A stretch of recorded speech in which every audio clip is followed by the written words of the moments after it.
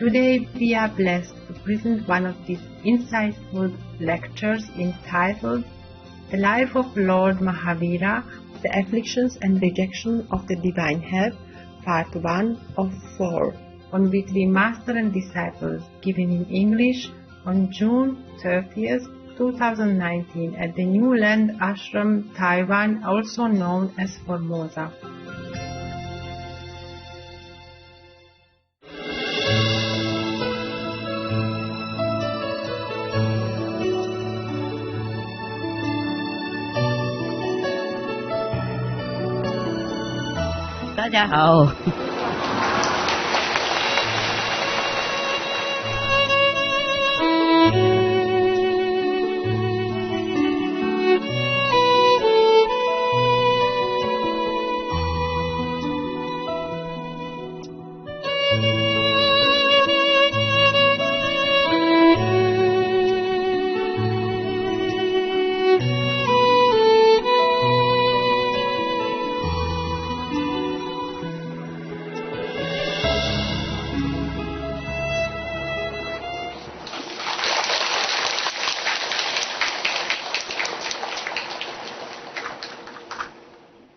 Everything okay? Everyone happy?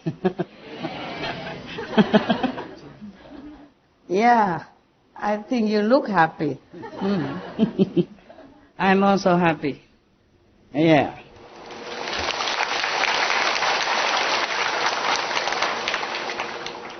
Always when I'm out of some retreat, I'm happy. Even 3 days, 30 days, 3 months, 7 days. I'm going to have another one 7 days, okay?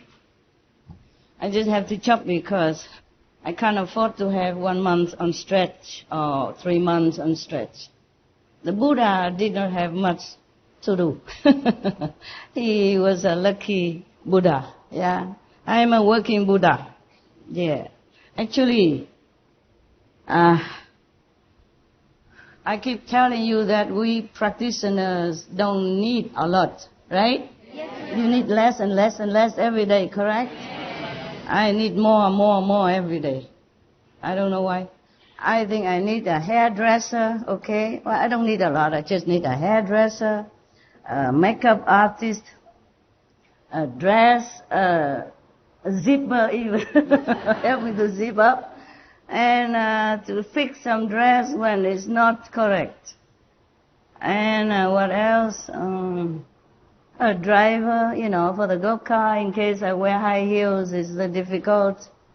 What else? Somebody to help me to eat my lunch because it's still there. It's still there from breakfast.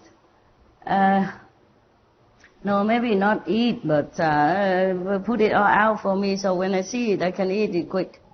I don't see it, I forgot to eat. Yeah.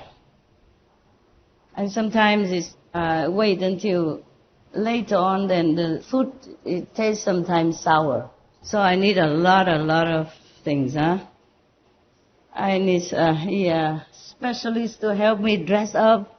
Yeah, to make look good, nah? And the hairstylist told you already, makeup artist. What else? What else did I say I need? The nail. Nails? Oh, yeah. Nail varnishing. Yeah, nails. Nail specialist? Yeah, also. That would cost you a lot. Sounds good to have so many helpers, right? Don't have any? Yeah. Master knows everything. Master does everything. I think one of these days I'm going to retire. Yeah. Too much work. I'm a cave woman, remember? Yeah. Just when I come to see you, I look different. When I'm in a cave, I look really like a cave people. And very comfortable cave people. I forgot, I also need a coach. Trimming coat, exercising coat. They force you. The trainer, yeah? When you alone, you don't want to do it. So you can see the evidence somewhere here, okay? Yeah. Never mind. It doesn't matter if I eat or not eat, it's similar all the time. I'm trying hard to trim down, I don't know how to. I need a coach also, to push you, in the morning, wake you up and run with you 2-3 miles an hour or something. And then drink some, slimming juice or whatever they make you do it. And there's a machine to slim your waist and some seaweed wrap and whatever. Seaweed wraps, I don't know, I never did it, but everybody talk about it, in the beauty business. I make you slim, huh? The only wraps I have, these spring roll wraps or is tortilla wraps the kitchen gives to me, and that doesn't help. It just wraps some more on my, where it's not supposed to wrap. It's wrap around here. You know it, right? Yeah. And the thing is, I cannot eat many things. I mean, quite a few things I cannot eat because of different reason. Not allergy. Just if I have some different assistants or people around, then I cannot eat this, I cannot eat that. And sometimes I cannot eat a lot of tofu, gluten. Then I have to eat other things to make up for the protein, yeah? And then what happened, I eat a lot of avocados. These are good for protein like and vitamin and stuff. And that packs something here. It wrapped around my stomach. I just eat 1 or 2, 3 days and then the difference is phenomenal. All right, never mind. That's about it. That's about mundane stuff. Now we come to spiritual stuff. You came for this. You didn't come for my rapping, do you? No. Okay, I understand. Now we have some wrapping up to do. Last time we finished where the Lord Mahavira lost his last piece, half a piece of the clothes that he had. It fell off, maybe when he was meditating, and then the greedy Brahman just snatched it and then left with it and went to sell it to the king, and he earned a lot of gold pieces. So that was the first act of freedom from poverty of Lord Mahavira. Of course, apart from other things, before renunciation, his birth caused some people to be liberated physically and financially. Okay, and now after renunciation, he also caused this man to be liberated from poverty and forever, for good. The whole of his life, he never had to worry about financial problem anymore. Okay?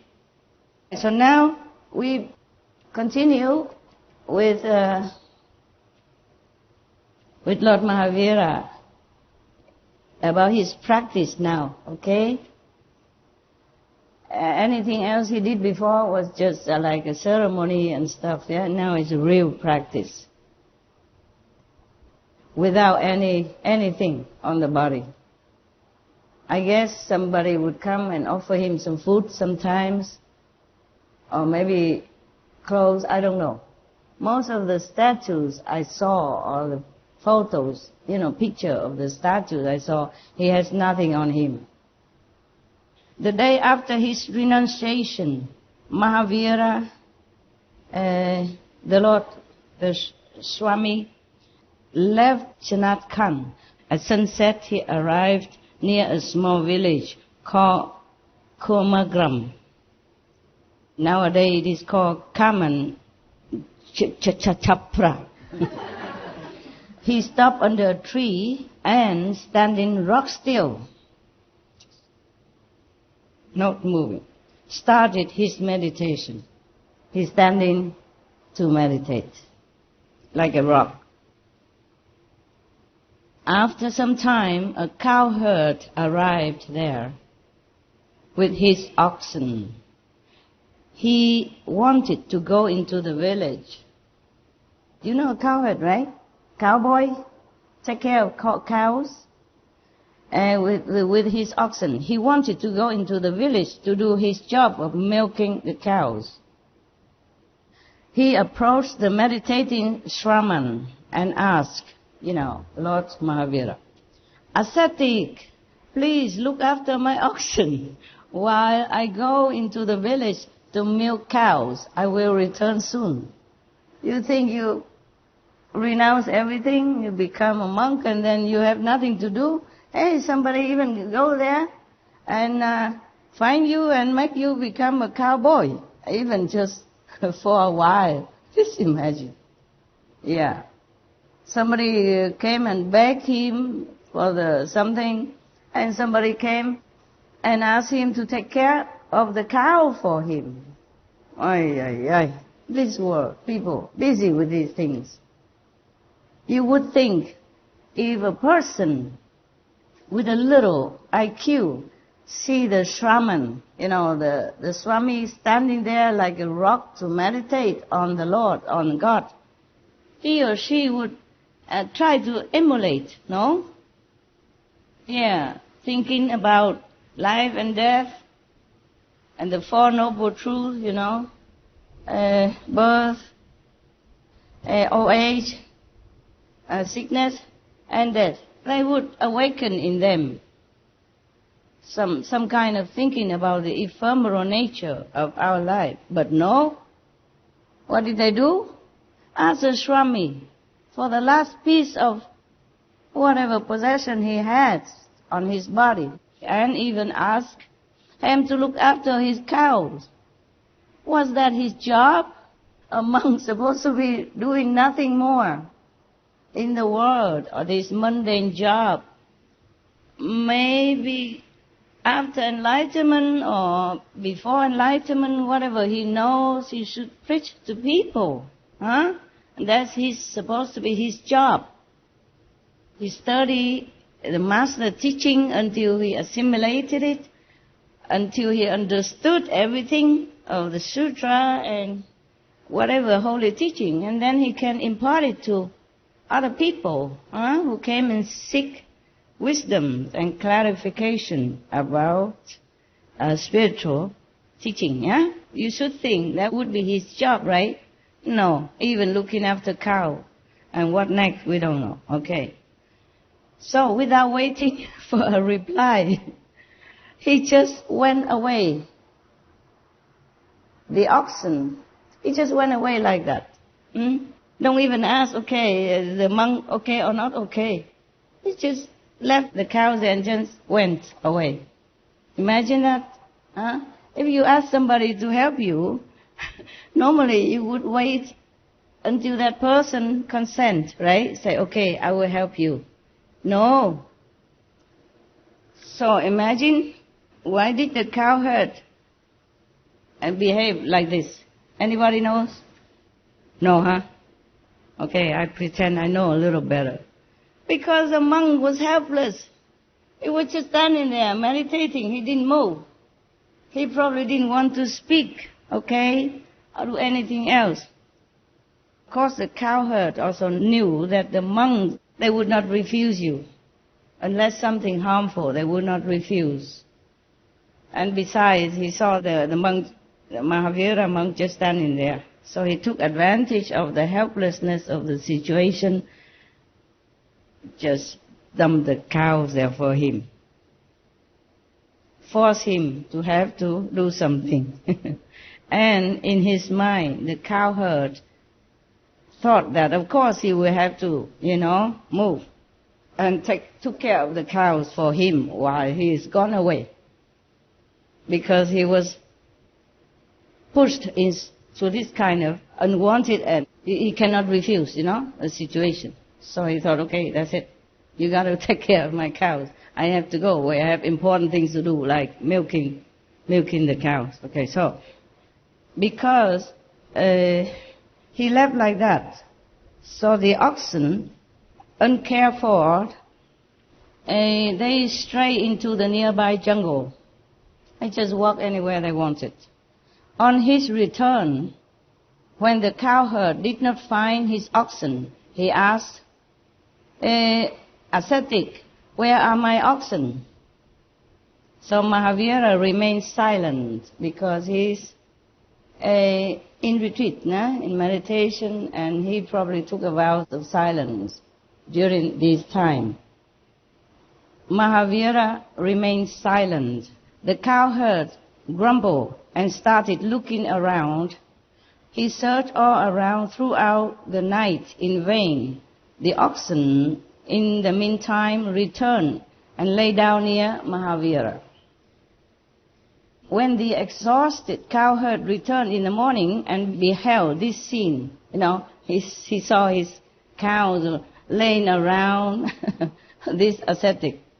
So he thought this Mahavira, who used some power or something to manipulate his cows, his oxen, So then he lost his temper. He took Mahavira to be the thief in disguise, whom he had caught just before the thief was to flee with the oxen that he must have hidden during the night somewhere. Without a second thought, he started hitting Mahavira with the rope he carried for tying the oxen. The hard sisal rope left large inflamed welts on Mahavira's naked body. Even this excruciating pain did not distract Mahavira from his meditation. See that? He just bear everything because he took a vow of equanimity and compassion. There's some more to come, This is nothing yet. But even then, even the first trial, the second trial, the first trial somebody took away his clothes, so he must be cold in the night, or bear in the rain and the wind, whatever happened. And now it's the second time somebody beat him up for no reason like that. Before even asking, before even thinking. And he bore it all with equanimity. I have told you before I read the story that I don't know if anyone in the history of spiritual practice would endure so much and sacrifice so much like Lord Mahavira. What I mean is anyone, any normal one, a mortal one, apart from the Buddhas and the saints. Some saints even voluntarily, I read it somewhere before, I forgot his name, voluntarily let people sever his arms, his legs, and even his tongue. And he told the person who executed him like that, who punished him like that please let the tongue be the last, so that he can praise the Lord, he can utter some blessing before the tongue be cut off. He did this voluntarily. I read all these things long time ago, before I became the manager of this business, before I took over this job. So I have forgotten the name of the saint. He did that because he understood at that time that his blood, his sacrifice will help his disciples, his followers, and the world at large at his time. So he asked to be punished first, even though he did nothing wrong. So we, mortal people would never be able to accept such a situation and pain without hatred, without revenge, thought even. At least if not action, then the thought. But none. The saints are like that. Same as Jesus, he could have escaped his death, his torture on the cross, but he did not. He knew it in advance. He even told the disciple that before the cock crows, you would have betrayed me 3 times. Something more than that. He even know who would betray him. He knew everything. He has also some power. He can heal the sick, brought the dead back to life, and much more. Still, he accepts the crucifixion for the sake of sinners at that time. And the Buddha, you know the Buddhas. For example, Shakyamuni Buddha. You know his story, right? Since he was a sentient being, like all of sentient beings, he has already been sacrificed many times for others. And when he became Buddha, officially Buddha, he was a Buddha a long time already, since time we could not even count, but he appeared to be a Buddha again, like under the Bodhi tree at that time. After that, he still sacrificed many things. And mostly these things he did alone. Ananda maybe not around, nobody to witness. But here and there, if we read the story of his life as Buddha, we see many. We see many sacrifices. Yeah. Like one time he has no food. He has to eat the horse feed for 3 months. And Devadatta tried to assassinate him, but failed. Still cut off one of his toes. You know this story, right? Yes. And several more incidents, but never mind. And even when he almost breathed his last, he told his monks not to eat certain mushrooms, because he knows it's some poison in there. So after he ate that, he died. Yeah, he has something wrong with the stomach. They just mentioned it briefly because the Buddha would not elaborate. So they did not really know how painful it was to eat poison and die from it. Milarepa also died of poison. Many saints die of poison, either voluntarily or being forced to. Like Socrates, I think he was also poisoned in prison, correct? If I remember well. After enlightenment, I thought I don't have to read anything anymore. So I forgot all this stuff.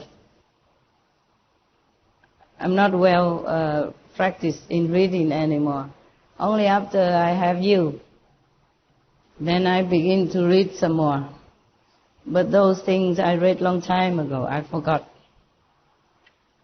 Because I was like you, searching for enlightenment, and I thought I could find them in books, in holy scriptures and sutras, or stories of saints and sages since the time began. But I could not find. Only now I read them for you, so that you can see some example of past saints. At this time he wasn't a saint yet, maybe not yet, not complete yet, but he already practiced selflessness, sacrifice, and endurance. So if we, in this life, we found life difficult or trying, hardship, then we should remember all these stories, at least to comfort us that we are not in the dire situation, not as bad and so much pain and suffering like Lord Mahavira or like the Buddha, Shakyamuni Buddha, and like other saints and sages. That's some story I have read to you. Okay, huh? This story alone will not bring you enlightenment or promise you any liberation. But as an already enlightened practitioners like you are, it will serve as reminder, okay? So that you more encouraged, more determined to go on your spiritual path unflinchingly. So we will continue now.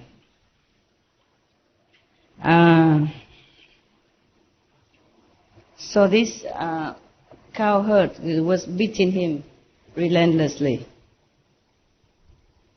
but the master still continue to meditate. Can you do that? Yes, you can. I saw you do this. What mean? You mean no in India, or it mean yes in Taiwanese? Okay, never mind about that. I can't. I will be very distracted. I will be probably yelling and screaming and tell the guy, no, I didn't do it. Not me, I didn't do it. Yeah, I probably will complain. Yeah? I don't know. I haven't been tested so hard like that. Maybe heavens know that I am not so tough, so they have mercy on this little frail woman. Never give me such a terrible test. Yeah, maybe kind of operation and all that stuff, but then you were under anesthesia and you don't feel much, and you wake up after a while and then you'll be okay. And nowadays with medicaments and everything, things are not as bad at those times, especially for the monks like Lord Mahavira, who meditate in the jungle or in the forest without anything with him at all, and in such a lonely place. And still somebody come and whipped him up like that. This is really, the world is really insane. I don't know why the saints and the sages from time immemorial always come back to our terrible world to try to talk to the deaf ears and to the blind eyes people on this planet, and suffer so much unbearable pain and sorrow. I don't know why.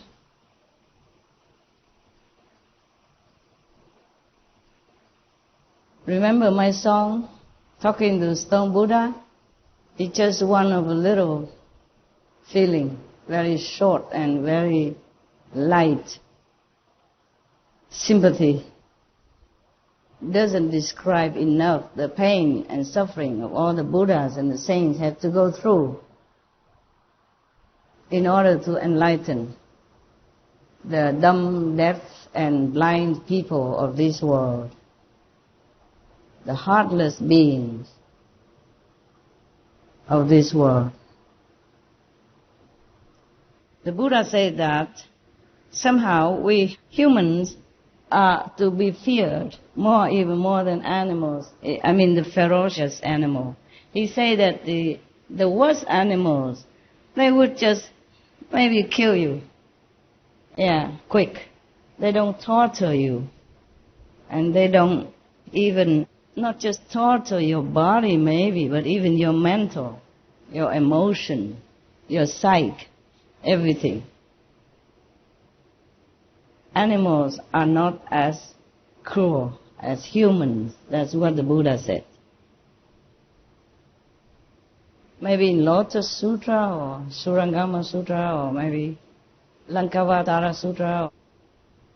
And in Vietnam we have an idiom, a saying that if you rescue animals, they will repay your kindness. If you rescue humans, they will hate you. They will repay with trouble, pain, hatred. Actually, maybe it's true in some way, in some cases, in some cases. Yeah, just like, meaning if you help animals, they will repay you kindly.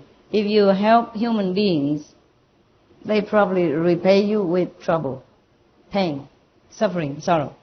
You can see here, the Brahman, the Lord Mahavira, has only one piece of cloth. He even shared and gave him half of it. Not because the Lord Mahavira at that time feeling like attached to half of that cloth or something, but he thought maybe he needed just to cover himself for some decency. He just came from the palace where ethic, decency, the coat of decent dressing has been imparted to him since he was a little kid already. As a prince, you have to wear decently. You have to wear properly, befitting a royal member. And he just came directly from the palace, where he was so adorned with all kind of beautiful jewelries and expensive dress, and even carried out on a chariot by his servants. And immediately now he has only one piece of cloth. So somehow in his mind is still lingering the thought that he needs to be decent. So what I understand is like that. Of course you would do the same, right? It's just the mind, the habit, and the tradition, the custom that you have been brought up with. And that is normal for any beings at all, even with the Buddhas. Especially at that time, he has not yet regained completely his status of wisdom, of a saint. Yeah, not yet.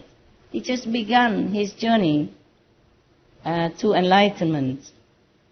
And he just came directly from royal lineage, from royalty lifestyle that he immediately cast aside. But still his mind is still thinking, you have to cover yourself a little bit. After it's taken away, then he is free.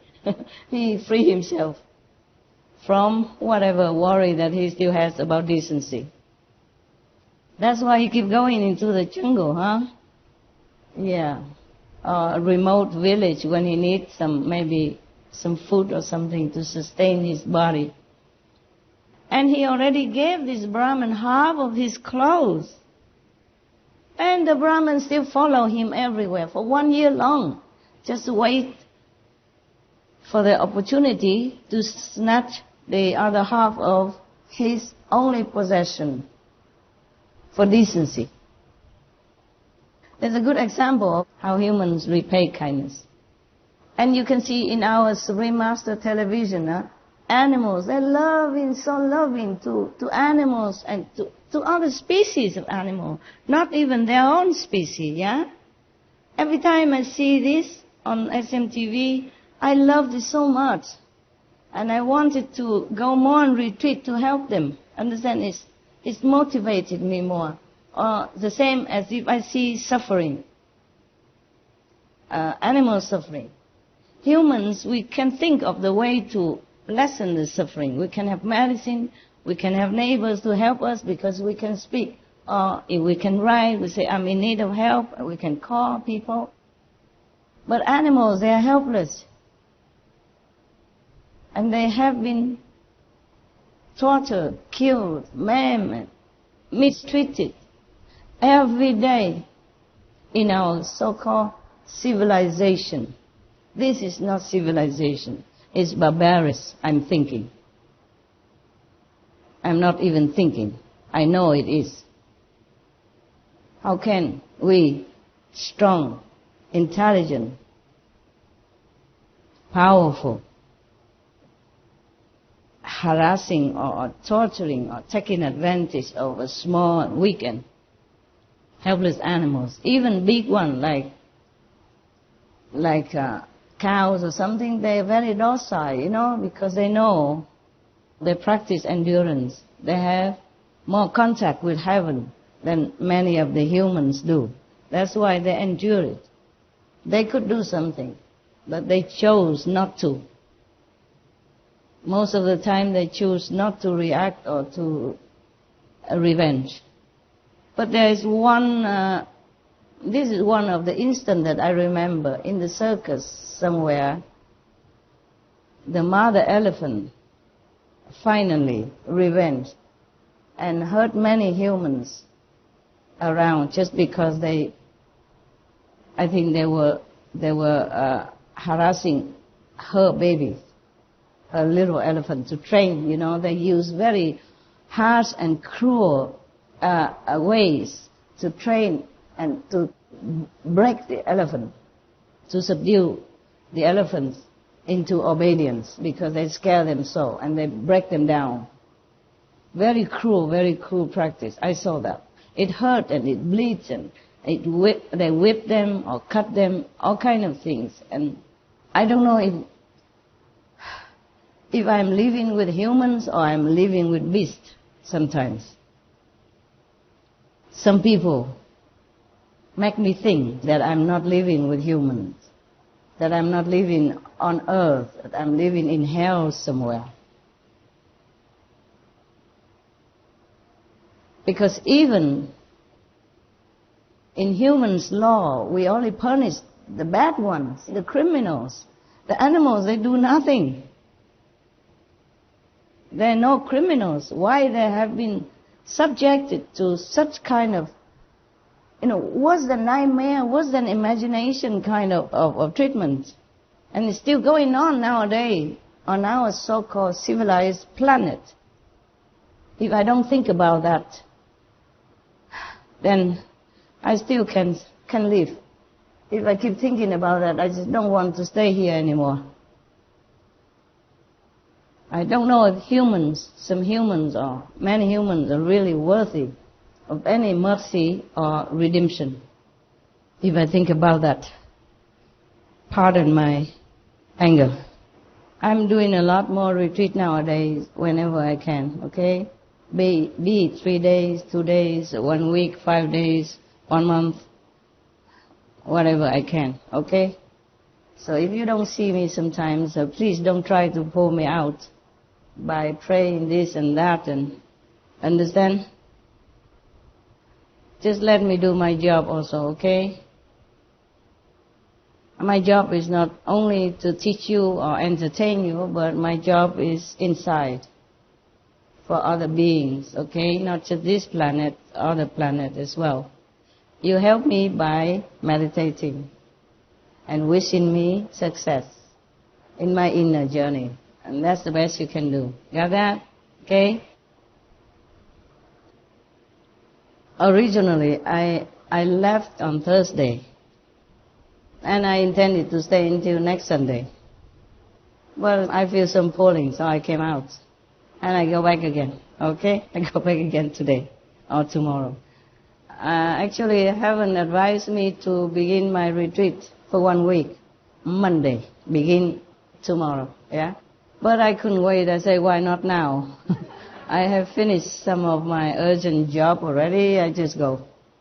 And then they are right. I still have to come back here today and begin again Monday.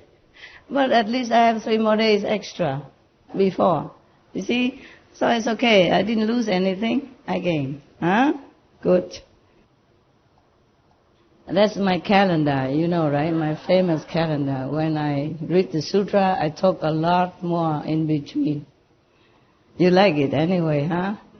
Or you don't? Anybody don't like? Raise hand. Yeah, you like it. I know you do. Because if just to read this, anybody can, yeah? Just go on internet and you even could get it without having to buy or pay very little to read. Many of you look so young, just like the day I knew you. 30 years something ago. Just me, I look old. If you meditate a lot, proportionately, quanting, the light and the sound, you will stay young. Almost until the day you say goodbye to the world. At least your skin is nice and smooth, and you look radiant. Mongolia? Thailand? No Mongolia today? No. Who are behind there? Chinese? 来这里学好东西，回去当好公民嘛，是吗？政府应该颁奖给我才对呀。如果每个人受五戒啊、世俗啊、和平的话，哪一个国家的政府都应该喜欢的，是吗？哎呀，师父是教那些而已嘛，是吗？和平啊，世俗啊，当好公民，是吗？忠君爱国，修身齐家啊，你们是不用治国了，也不用平天下，那个让给政府行了。不过如果你们当好公民的话，政府比较好治国平天下，是吗？是。所以应该颁奖给我啦。不应该找麻烦给这么好人啊，是吗？我是好人是吗？哎呀，不用说什么佛啊、开悟的人啊什么的，我是好人呢。啊，好不好人啊？好，哎呀。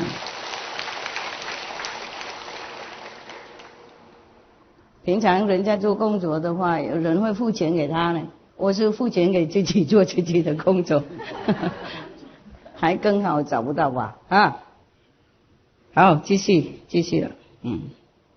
The cowherd was just continue beating him all the time, and Mahavira just bore it all and did not move. And just then, it's too much already. Just then, an overpowering divine being appeared and said in his commanding, powerful voice, "Stop it! You ignorant idiot! You are committing a grave crime. This person is no thief. He is the son of King Siddhartha. He is Shraman Mahavira, a great yogi and a meditating ascetic." One of the heaven beings interfered. He appeared on earth and told the cowherd to stop beating the saints.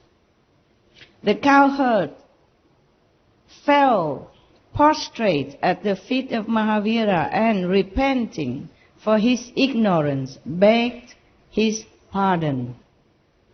The divine being who had interfered was none else but the king of gods, Indra. Indra is not the king of gods, Chakra is. I think they make mistake here, right? Yeah. So Indra is not a king of God. He's a god of rain, but he is the one who offered the Lord Mahavira the divine cloth, remember? Also tested him before in some very benevolent manner. Just tested his IQ only. Didn't do any harm to him. It wasn't much that he tested. Indra normally did not test very much. Only Chakra, or maybe the heavenly beings in his court of heaven that would test the people more severely. So the Lord Indra has appeared, as a normal being next to the Mahavira, the saint, and interfere on his behalf because he was beaten, bleeding, and scarring everywhere. So after he spoke thus and the cowherd repented, he bowed, the Indra god, bowed before Mahashraman, mean a great yogi. Disturbed by the inflamed marks on the body of Mahavira, he said, "Prabhu," it's just another one of the respectful title that you address a yogi, like Babu, Prabhu, Baba, Babaji, Maharaji, Swamiji, etc. Yeah. So he said, the Indra god said to Lord Mahavira, because he saw him bleeding and, a lot of wounds everywhere on his body. So he said, "Prabhu, these ignorant people will continue to cause you pain due to their foolishness. Please allow me to be in your attendance to provide you protection." Wow. Mahavira replied in all humility, "Devrachi," mean Devra or Diva is the title you address the god. It's just Sanskrit name for God, yeah? Mean the divine presence, divine beings, more than mortal humans. They would say Deva or Devi, depends on male or female. But some person on this planet, if he is very enlightened and benevolent and very respected by people, they also address them like Deva or Devi. Correct, Indian? Yeah. I learned some of these terms when I was in India, yeah. But I forgot A lot of them already. It was decades already. Understand? Before I know you. Before some of you were even born. So Mahavira humbly replied to the god, Devraji means great divine being, Devraji. You should know that an ascetic on the spiritual path reaches the goal of purity with the help of his own practice, courage, and discipline. It is never with the help of the king of gods or the king of demons that a soul sheds all its karmas and becomes an arhat, saint, like bodhisattva also, or get liberated. Full of reverence and praise, the king of gods on Indra, either it is the king of gods and they wrote the wrong name, but they say the king of gods. Could be that he is also king of all the rain gods, because the rain gods, not only one, they have also their own corner of heaven kingdom, and they take care of raining, okay? But they also help people when somebody deserves it. And they also could punish people when somebody deserves it too. I mean, small crimes. I remember reading somewhere in another sutra of Buddha.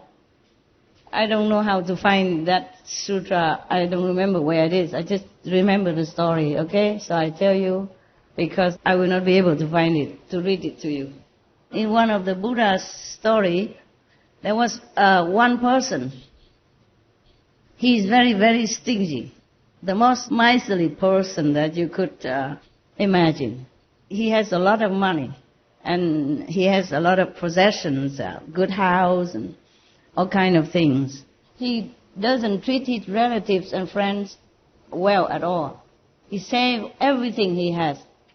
And even if he wants to eat something, also very little that he spends on himself. Not like he practices asceticism or he is enlightened so that he know how to feel satisfied without having a lot. It's not like that. He's a miserly person, very, very stingy. So he did not spend anything at all, just amassing wealth and property forever like that. One day he bought some snack and some wine, true alcohol, and he went into an empty field, hiding away from all his family's members and friends. So he stayed in the field there, well hidden, in the clearance, but well hidden, so he can eat and drink all by himself without anybody come and looking or wanting something from him. That badly. And then he was eating to his fill, some cheap stuff, cheap alcohol, and drinking until he got drunk. When he's drunk, he said, oh, even the God in heaven, Indra or Chakra, are not as happy as I am, not as fortunate as I am. Look at me. I have food, I have drink, I feel happy. Oh, I dare the God to compare with me. Oh, the God happened to pass by and heard it. Oh, Chakra it was even, not just Indra. Chakra, you know him, right? You know him through many stories that I introduced to you. Don't ever mess with this God. He doesn't know any leniency. So he heard that. Oh, he was so mad. Such arrogance, and ignorance. So he went straight to his house, the house of this miserly person. He went to this stingy person's house and disguised himself, transformed himself into this miserly person, and took out all his food and money and possession, give it all to all his relatives and friends, invite everybody in the village, come eat and drink, anything they want, he gave away. Everybody was surprised, was so happy. Oh, what's wrong with this guy today? How come he gave us so many things? Invite us to eat and drink. Said like that. So everybody was happy and praising him. and prostrating in front of him, carrying him on the chariot, run around singing song. And the miserly guy, after sleeping a little while and awakened from his slumber because of intoxicant of the drink, he came home. Seeing, what? What's going on in my house? Why? Everybody was eating my food, wearing my clothes, riding on my chariot, sitting on my chair, wearing my hat, trying on my shoes. Oh my God. And eating away and drinking and, have a merry go-round kind of party. He was so mad. And he saw in the middle of it, sat, like a king. A person looked exactly like him. He went from one surprise to another. And he was having so much pain because his property, his food, his clothing, his possession is all going everywhere. And that person kept giving right in front of him. And he came in, he shouted on top of his voice, "Who are you? Who are you? What are you doing in my house? Why are you giving away my possession and let people eat my food? Who are you?" And he said, "Who are you?" I should ask, who are you making noise? Huh? We are having a party here and you don't behave well. If you don't disappear, I will call my household security guards and they'll beat you up. Go, move, huh? If you value your life, move. And the man, of course, he feels so more painful for the possession that he's losing than fearing for his life. He continued to lament and making a scene right in front of his courtyard, the house. And then, of course, the security, everybody now don't care about who he really is anymore. They threaten him and they put the sticks and everything and try to beat him so he run away. He looked exactly the same like the guy who sit on the chair and giving away to charity, but they don't care. Because this guy who sat on the chair was good one. You see, giving them things, invite them to eat and drink, so why would they worry about who that guy is? He said many things to prove that he's the owner of the house, but they don't care. The chakra god said the same thing before he even opened the mouth. He said everything exactly like he know every corner of his house, every hair on everybody else's head. So they don't even know who is who, but they don't care because this one is good one. Yeah, charitable, generous and kind and happy. So they drove the real owner away.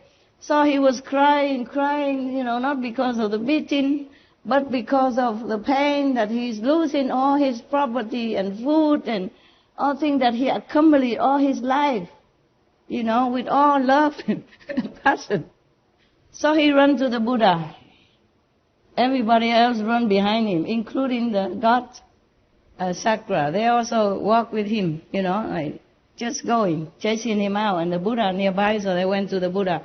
And the real miserly person, the owner of the house, was complaining to the Buddha. He said, "Buddha, you all compassionate, all seeing, all knowing, please help me. This guy, I don't know where he came from. He impostor, yeah? He imposted me. And then he took away all my possession that I saved hard all my life and asked everybody in the village to come and eat all my food in my store and give away all my things. Now I have nothing and even get beaten up. Please, Master, please, Buddha, please save me. Please do something." And the Buddha looked at the god Sakra, and he knows it is a god Sakra who made trouble. So I say, "What are you doing?" The Buddha asked Sakra, "What are you doing?" So Sakra returned to his own godly form and bowed to the Buddha and said, "World Honor One, this man is so stingy. All his life, he never gave anything to charity or helped anybody. And just now, some hours ago, he bought just some cheap cakes and some cheap alcohol, and he went into hiding in a field and then drinking until he's drunk and eating until he's filled, and then he even dared to insult the gods in heaven. That's why I wanted to just teach him a lesson. So Buddha said, all beings on this planet, they all have some trouble. They all have some mistake, some flaws. So please just forgive him, won't you? So the god Chakra said, okay. And if he apologized, so the man apologized to the god. But he said, Buddha, he took all my possession. Now I come home for nothing. I have nothing. And the god Chakra said to him, no. I took nothing from you. Not at all, not even one hair. Now you go back home and you see everything is just exactly where it was. Nothing missing. He just used his power to manifest all this, just to teach the guy a lesson. But he did not take anything. Oh, what for he need anything? The gods, they can manifest anything whenever they want. So the guy come home, really, everything was still there. Exactly like it was before. I'm just telling you a story because before that I say they can punish you or can also award you. Nah? So like Indra gave Lord Mahavira this beautiful piece of cloth. Yeah, this from divine. Has shining light, understand? And have protective power as well. Not just a normal piece of cloth. That's why it's worth thousands pieces of gold. And the one who knows it would buy it like that. So, okay, the king of the gods departed after paying due respect to Lord Mahavira. Now, there's another one. This one is the story about the affliction by Supani. You have 18 more minutes until your meal time. Can you bear it? Yes. Just to prove that you are a little ascetic? Sawa? Good? D'accordo? Okay, continue one story or maybe half. It depends. This is the affliction by Supani. Maybe another planetary earthling. Okay? Wandering, Mahavira one day arrived near a small, forlorn village on the banks of river Vegvati. Outside the village, on a small hillock, stood a temple surrounded by scattered heaps of bones and skeletons. Oh, scary. Something going on here. Nah? Somebody eat humans' flesh. Considering it to be an appropriate place for his practices. Yeah. For us, if we see all these bones and skeletons, we would be scared, right? And run away because that's a kind of a ghost residing place or demon something, some evil place. But he thinks this is a very good place for meditation. Mahavira sought permission from the villagers to stay there for a while. He went to the villagers in the village and asked their permission whether or not he could stay there. Very polite indeed, huh?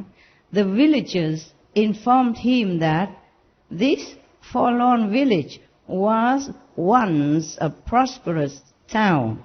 The ferocious lance-wielding demon named Supani Yaksha is a Yaksha demon, yeah. In the former life, it means he eats the flesh, he eats human flesh or animal's flesh or drink their blood, thing like that. Yaksha. Like you say Dracula stuff. Oh, is there another word for it? Zombie. Zombie? No, not zombie. Vampire. Yeah, that's the word. Just prove that you could forget things, yeah? Just a few decades ago, I rarely use that word, or sometimes we don't normally use that word, so I forgot. Just like we have been from heavens. We came down here many lifetimes, and we forgot also our origin. And that's normal and logical, huh? But the villager told him that the Yaksha demon, who dances and laughs on heaps of bones, had turned this Vatman village into Athikram, meaning the village of bones. The temple under question was his temple, and he did not allow anyone to stay there. Not the villager, not allow, just these yaksha demons did not allow anyone to stay. So if at all somebody stayed, he did not come out alive. The villagers tried to dissuade Mahavira from staying in the temple, but Mahavira was determined to root out fear and sow the seeds of courage. Oh, I wouldn't. Would you? No. That's why I say he's very brave, very courageous, yeah? His name, huh? Also. No, Vatman means everything increasing. He also increasing his own courage, fearlessness over the time. Wow. Maybe it's man stuff, right? We're women, we rely more on common sense than just courage, right? Yeah, I must tell you, I would not dare if I see bones and skeletons and hear the villagers say like that. I don't think I would dare to stay there. I would find somewhere else. Less scary, no? I used to be scared of darkness, no? I would like to sleep right under a lamp when I was young. After the adults keep telling you story about ghosts and demons and tigers and lions and stuff like that, and they send you into your little dark room alone. I say, no, I sleep here, right under the lamp, right in the middle, under the lamp. And then after I sleep, they carry me in my room anyway. And then after that, I guess I slept already, I didn't care. I used to see some apparition, yeah. Not clear, not like I see you. It's transparent, yeah. And later I know they're just protective for me, you know, like angels. They're so white, but clear white, clear. But have a form though. It's just clear. It's not solid like we have flesh. When I was young, and I thought, oh, what if I see more of them? What am I going to do? And they told me all kind of ghost story. You know, in the village, they love to tell ghost story. Or some tiger that became demons or stuff like that to scare the kids. To scare the kids to behave.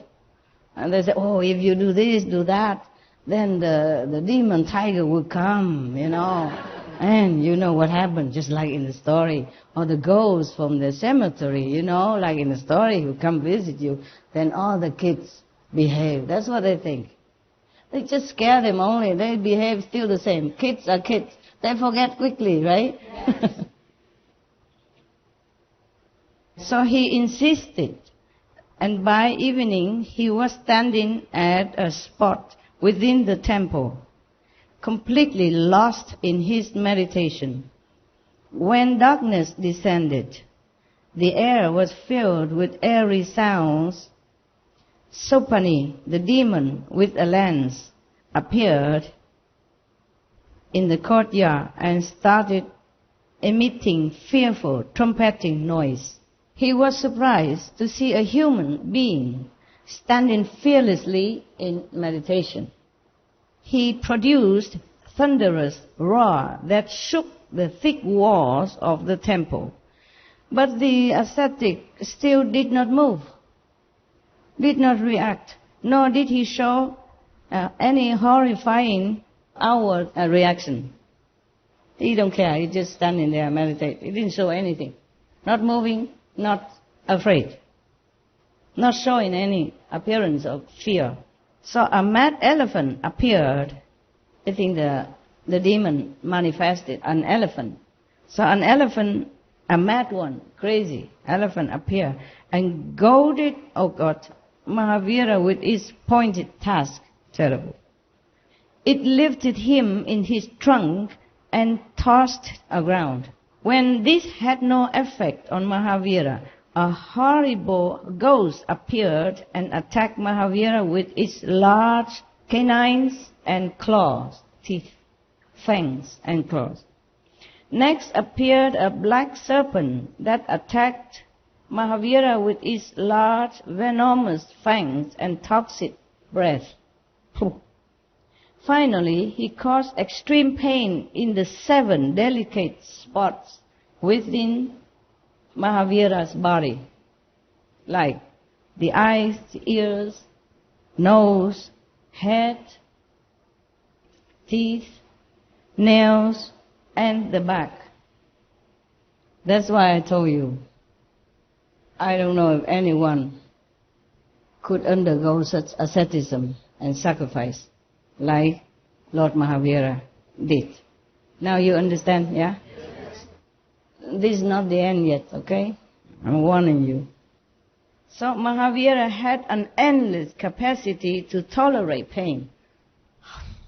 I don't know how. Even this extreme agony failed to pierce the serenity of his composure. Drained of all his demonic energy, he's tired. The demon is tired. So Supani became apprehensive. Demons and ghosts and magicians, for example, magicians also, they have their power, of course. They can use them to do good or cause destruction. But this energy is not forever, huh? That's why this guy, a demon, is exhausted now. Yeah. So he was thinking that he was facing some divine power much stronger than he. And he was heading towards his own destruction. He thought he's going to die now. Disappear, destroyed. All of a sudden, a divine spiritual light illuminated his inner self. Even demon has divine light and can be awakened. Slowly, his anger subsided, fear dissolved, and a feeling of goodwill took over. Mahavira felt touched then at that time, so he opened his eye. Then the demon was utterly humble and with great humility begged Mahavira's pardon. Mahavira opened his eyes and raising his hand and said, Supani, anger supplements anger and love begets love. If you do not cause fear, you will become free of all fears always. So destroy the poison of your anger. Instead of destroying others, just destroy your own poison. So Mahavira spent his first monsoon day at the Afflictions in that Bones temple. Okay. On time. On time for you to go enjoy some other ascetic practice in the kitchen. Last time, I also enjoyed. I did not have a breakfast or lunch at that time. And when I went there with some guests, some foreigners. Anybody who's not Taiwanese is foreigners here, okay? Me too. So I was also entitled to have a meal like the foreigners. It was really asceticism. Yeah. You eat until you get so tired. What a suffering. So I told some of the people, worker around, I said, wow, this kind of suffering is willingly endured. Because they cook such a good things, very good food. Okay. It's 4 o'clock now. You go enjoy your food. A few days ago, before I went on to a short retreat, Her Excellency, the former 2 times Vice President of Taiwan, came and paid a visit. Oh, they cooked such a delicious food, but I already had lunch, I thought if every day they cook me like this, I would never get out of my door. Not be able to squeeze out. We have to make a bigger door. But it was really good. They cook with love and taste also. I don't know what they cook today, okay? So if you're lucky, we have good food. If not, don't care. Okay, huh? Yes. Yeah. All right, let's go. Vamos. Andiamo. Thank you very much. No. Hello. Hello. Yeah. You're big people, eh? You like kids, loving cake, candy, stuff. Hey, 再见了。全省都来哈 ，very good。每个礼拜打坐2天这样，有没有进步？有没有觉得好一点？是啊，真的是有的，最少这样 ，OK。我也是尽量嘛，每个月几天啊，一定要的，不然的话，我们打坐每天不够，不够给别人啦，也许够给自己，不够给别人，不够给国家，不够给隔壁，不够给那个亲戚朋友了，OK， 其实多认真一点，好不好？做会不会很酸啊？就一直睡觉而已，当然不会了。太舒服了啊！哎呀，哪一种人设计这些，当然给人家休息的了啊！我如果在这里，我也会又困了。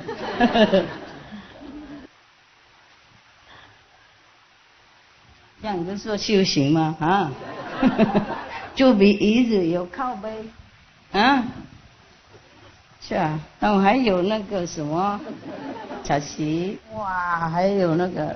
软软的那个，哇，锡箔垫啊，哎呀呀，还有椅子在上面，哇，还有2杯呢，不是1杯而已，一个在下面，然后一个又在上面，还有小电风扇，哎呀，真的修这么苦吧？我如果在喜马拉雅山有那些多好，没有。OK， 尽量照顾自己。修这么苦，谁敢修啊？电风扇也带来了，哎呀，那我何必这么多余，叫他们弄什么冷气、热气？真的太多余，多操劳哈，多余操劳是吗？你们都很会照顾自己，好了，我知道了，以后不用再说了。